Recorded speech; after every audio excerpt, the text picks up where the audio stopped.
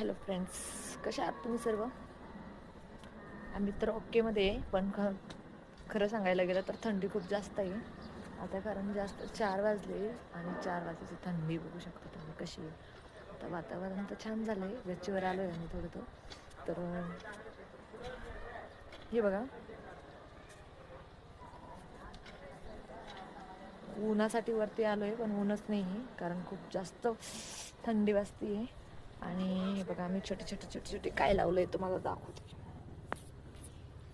छोटे छोटे कांदा उगवून आलाय आता. आमचं कांदा पात लावली होती आम्ही, तर छान आलंय का नाही तुम्ही सांगा मला.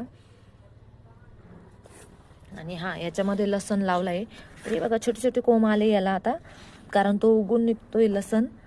आपलं खायचं लसणच लावलं होतं घरचंच, कारण गावरान लसण इथं कशाचं भेटतं. हे बघा, या टोकऱ्यामध्ये पण लसण लावलंय, कसं उगून आलाय छोटा. आणि हा बघा, आमची मेथी किती छान झाली आहे.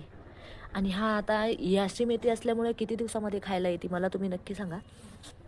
याच्यामध्ये आम्ही धने लावले आणि ते धने आता कोथिंबीर उगती, कारण सारं ऑर्गॅनिक खायचं आता. आपलं स्वतःची गच्ची झाली आहे आणि गच्ची खूप मोठी आहे बघा, कारण सर्वांची गच्ची सामायिक केलेली आहेत रोजची, भिंती घातलेल्या नाही आहे, त्यामुळं गच्ची मस्त आहे सगळं कार्यक्रम वगैरे करण्यासाठी.